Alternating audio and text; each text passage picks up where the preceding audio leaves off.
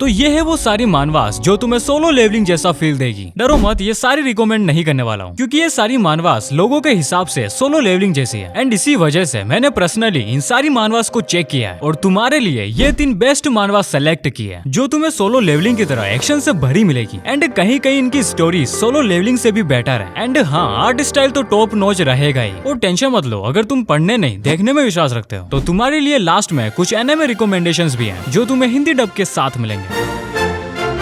I am the max level newbie. Well, इस मानवा को तुम्हें रिकमेंड करने की एक वजह है, वो है इसका स्टूडियो जिसने सोलो लेवलिंग का आर्ट बनाया है और वैसा ही टॉप नॉच काम इन्होंने इसमें भी किया है। तो बेसिकली ये स्टोरी है हमारे मेन कैरेक्टर कांग जिनह्यूक की, जो अपने वर्ल्ड में एक गेमर और कंटेंट क्रिएटर है जो पिछले 11 साल से टावर ऑफ ट्रायल्स गेम की वीडियो यूट्यूब पर डाल रहा है जो इस वर्ल्ड का यूट्यूब है। और इस मानवा की स्टोरी भी इसी गेम पर बेस्ड है जिसे पिछले 11 साल से कोई भी कंप्लीट नहीं कर पाया, बट एक दिन हमारा जिनह्यूक इसे कंप्लीट कर देता है और बन जाता है वो पहला इंसान जिसने इस गेम को कंप्लीट किया है। जिसके बाद उसके सामने एक इन गेम नोटिफिकेशन आती है कि ये गेम 12 घंटे के बाद रीबूट होने वाला है कुछ अपडेट्स के साथ, जो जिनह्यूक को पता था ज्यादा खास नहीं होंगे, इसलिए वो इस गेम को आगे कंटिन्यू नहीं करता है। वैसे भी अब वो अपनी गेमर एंड कंटेंट क्रिएटर की जॉब छोड़ने वाला है क्योंकि अब वो 27 साल का हो चुका है और हर महीने कंटेंट क्रिएशन से $500 कमाने से कुछ नहीं होता। ये बात जिनह्यूक ने सही कही, मैं तो इसका 15% भी नहीं कमाता। वेल, जिनह्यूक के इतने कम पैसे कमाने की मेन वजह है जो वो गेम खेलता है उसका हार्ड होना। जब टावर ऑफ ट्रायल्स नया नया आया था उस टाइम सब इसे खेलते थे, बट वक्त के साथ लोगों को पता चला ये काफी हार्ड है और हजारों लोग इसे रोज छोड़ने लगे। तो ये कुछ इन्फॉर्मेशन थी जिनह्यूक और उस गेम के बारे में। वेल, उस गेम को क्लियर करने के बाद जिनह्यूक जैसे ही गेम से बाहर आता है तो उसे एक लाइव न्यूज मिलती है जिसमें टावर ऑफ ट्रायल्स का वो टावर दिख रहा था, यानी कि अब वो गेम रियल लाइफ में आ चुका है एंड सब इंसानों के सामने एक अनाउंसमेंट होती है कि तुम्हें 90 दिनों के अंदर नेक्स्ट फ्लोर को खोलना होगा, जो बिल्कुल भी आसान नहीं होने वाला है क्योंकि मैंने तुम्हें बताया था ये गेम काफी हार्ड था जिस वजह से लोग इसे छोड़ रहे थे और आज तक इस गेम को सिर्फ हमारा जिनह्यूक ही क्लियर कर पाया। तो तुम्हें लग रहा होगा कि जिनह्यूक फिर से इसे क्लियर कर देगा। वेल, मेरे प्यारे दोस्तों, ऐसा नहीं है। जैसे कि तुम्हें पता है टावर ऑफ ट्रायल्स कुछ अपडेट्स के साथ आने वाला था जो जिनह्यूक को भी नहीं पता है, बस वो ऐसे ही अंदाजा लगा के बैठा है, जिस वजह से अब आगे क्या होने वाला है ये किसी को नहीं पता है। एंड अब हम बात करेंगे ओमनीसेंट रीडर के बारे में। मुझे पता है तुम इसका टाइटल सुनकर ज्यादा खुश नहीं हुए क्योंकि मैं भी नहीं हुआ जब तक ये पता नहीं चला सोलो लेवलिंग के ह्यूज सक्सेस के बाद ये वो मानवा होने वाली है जो एनिमे एडेप्शन लेने वाली है और एक और सोलो लेवलिंग की तरफ बिग हिट बनेगी। और इसकी हाइप तुम इससे भी समझ सकते हो कि नेक्स्ट ईयर इसका लाइव एक्शन आने वाला है। तो इसकी स्टोरी हमारे मेन कैरेक्टर किम डोगजा के अराउंड है जो पिछले 10 साल से एक नोवेल TWSA को रीड कर रहा है जिसका पूरा नाम है 3 Way to Survive the Apocalypse। And जब ये नोवेल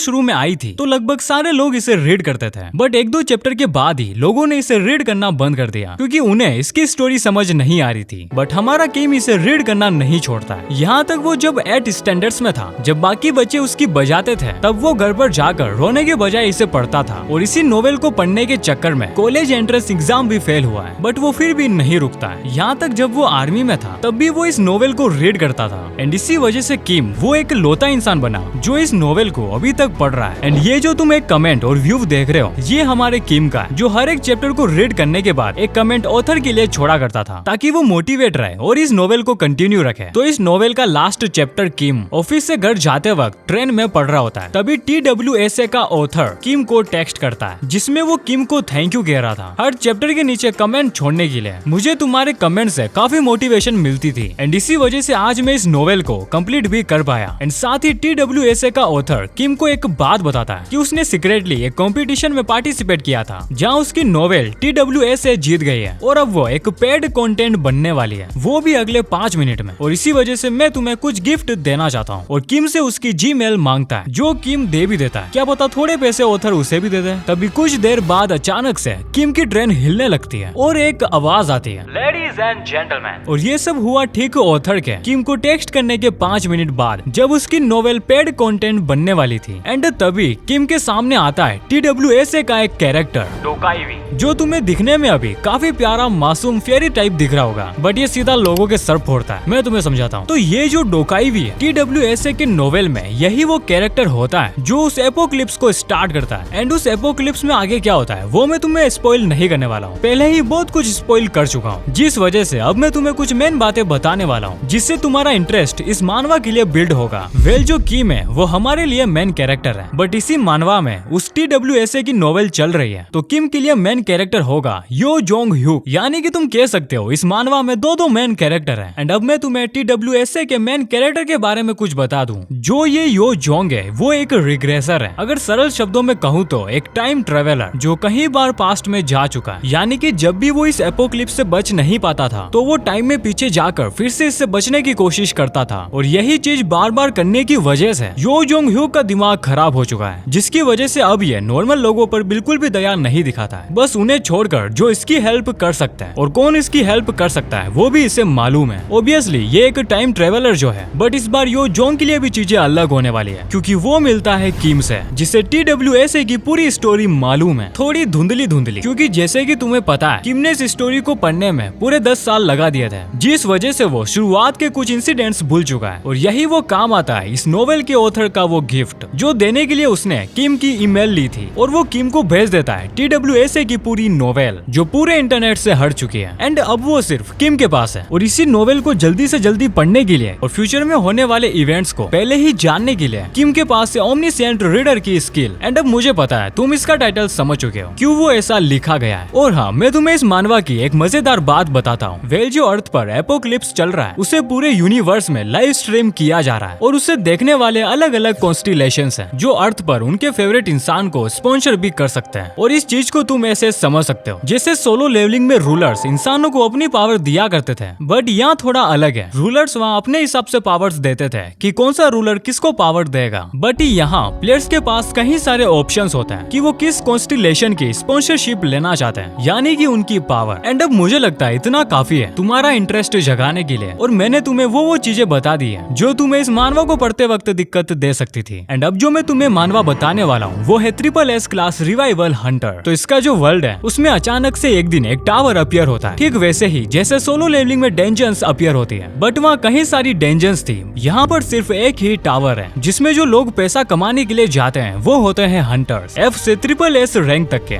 वेल जो हमारा MC है वो अभी एक नॉर्मल इंसान है, किम गोंगजा, एंड वो बहुत बड़ा फैन है यो सोहा का, जो एक A रैंक का पावरफुल हंटर है, और किम एक दिन इसकी तरह बनना चाहता है, जिस वजह से किम ने अपने रूम में इसके कई सारे पोस्टर्स भी लगा रखे हैं। बट एक दिन किम इसे टीवी पर लाइव कुछ बकलोली करते हुए सुन लेता है जो यो सोहा का रियल इविल फेस था, एंड उसी वक्त से किम उसे एक विलन की तरह देखने लगता है और अपने रूम में जोर जोर से रोने लगता है, ये कहते हुए कि मैं मरने के लिए भी तैयार हूँ, बस मुझे यो सोहा की तरह पावर्स दे दो। और उसी टाइम किम के सामने गोल्डन कार्ड अपीयर होता है। हाँ तुम सही समझे, इस वर्ल्ड में अवेकन ऐसे ही मिलती है, लोगों के सामने अचानक से कार्ड्स आने लगते हैं जो किसी भी टाइप के हो सकते हैं, ब्राउन, सिल्वर, गोल्डन। एंड अब किम के सामने गोल्डन कार्ड आया है तो वो जरूर एक S रैंक स्किल का कार्ड है। पहले ही यहाँ एक चीज क्लियर कर दूं, हंटर्स की रैंक अलग होती है और कार्ड्स की रैंक अलग होती है, तो उस गोल्डन कार्ड में स्किल थी किसी की भी एक स्किल को कॉपी कर लेना, और ये तब एक्टिवेट होगी जब तुम उसके हाथों से मरोगे जिसकी स्किल तुम कॉपी करना चाहते हो। और यही चीज किम के पसीने छुड़ा देती है। आखिर वो मरने के बाद कैसे किसी की स्किल कॉपी कर सकता है। एंड अब इसके आगे मैं तुम्हें कुछ भी नहीं बताने वाला हूँ, वो तुम खुद पता कर लो मानवा पढ़ के। मैंने भी इस मानवा के अभी तक 20 चैप्टर्स पढ़ लिए और मुझे काफी मजा आ रहा है, तुम भी चाहो तो पढ़ सकते हो। वेल अब बात रही एनिमे रिकमेंडेशन की, तो ये वो 2 एनिमे है जिन्हें मैं रिकमेंड करना चाहूंगा। मेरे हिसाब से तुम्हें सबसे पहले ये देखना चाहिए क्योंकि ये थोड़ा लुकिज्म और सोलो लेवलिंग का मिक्स है जो तुम्हें शायद पसंद आ सकता है। वैसे मैंने जो तुम्हें 3 मानवा रिकमेंड करी थी, तुम उनमें से किसकी वीडियो इस चैनल पर देखना चाहते हो, कमेंट बॉक्स में नाम ड्रॉप कर देना।